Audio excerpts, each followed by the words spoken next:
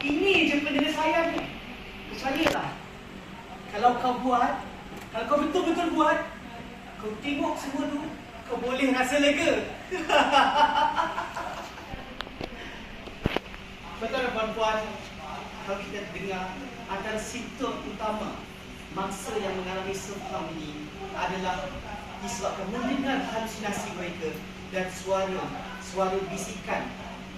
Maka itu hari ini kita bincangkan tentang self-harm anda mampu mengubahnya. Bismillahirrahmanirrahim. Assalamualaikum warahmatullahi taala wabarakatuh. Salam sejahtera saya ucapkan kepada para juri dan para rakan-rakan saya motivator sekalian. Jadi, saya kenalkan, saya Muhammad Nazrul Zawawi daripada Unimas dan daripada Sarawak. Bila bercerita tentang Sarawak, boleh tak saya ajak kawan-kawan saya kat belakang? Kalau saya sebut Oha, anda sebut Yuyu, boleh? Boleh. Boleh? Boleh. Oha, Yuyu. Yuyu. Oha. Sekejap. Tak payah biasa pun dah boleh buat Okey, baik tuan-tuan dan puan-puan. Hari ini saya akan bercakap tentang self-harm anda mampu mengubahnya. Apa itu self-harm? Kita kenal dahulu.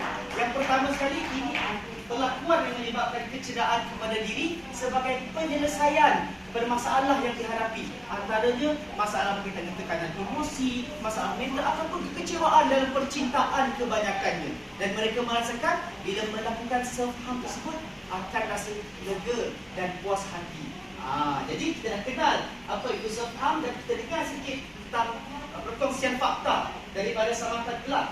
Setiap tahun, 1 daripada 5 perempuan dan 1 daripada 7 lelaki mengalami self-harm dan 90% daripadanya adalah orang muda daripada kalangan belia. Dan ini sangat merisaukan kita, ditambah lagi dengan fakta daripada Victoria Health Youth Survey di British Columbia.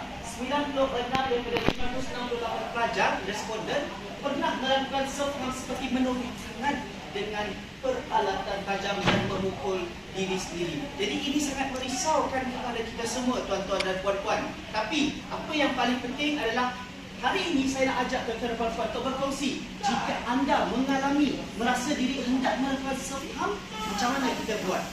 Tengok, saya analogikan seperti botol yang ada seperti ini. Kata doktor konseling di Unimas, berkongsian beliau bersama sesi yang kami sebut. Kalau kita nak buat self-harm ni, orang yang pernah melakukan, minta maaf saya cakap, tapi kalau pernah melakukan, rasa nak buat juga, trigger nak buat, ambil botol dan dendamlah sekuatnya. Sekadar itu saja cukup.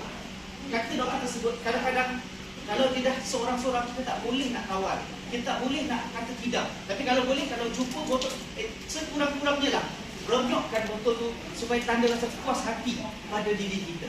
Itu cara yang mudah. Tapi saya akan kongsikan kepada tuan-tuan dan puan-puan strategi untuk kita pastikan self-harm ini kita dapat atasi. Kalau kita pernah mengalami ataupun kawan kita pernah mengalami, kita kongsi. Yang pertama, smart strategi S. S adalah sokongan. Carilah persekitaran yang menyokong kita untuk berbuat perkara-perkara yang positif.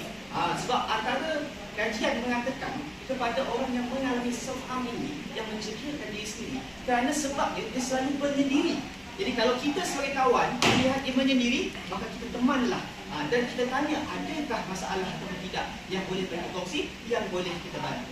Yang kedua, mentor. Mentor ni berguru. Apabila berguru, bertanya kepada yang tahu.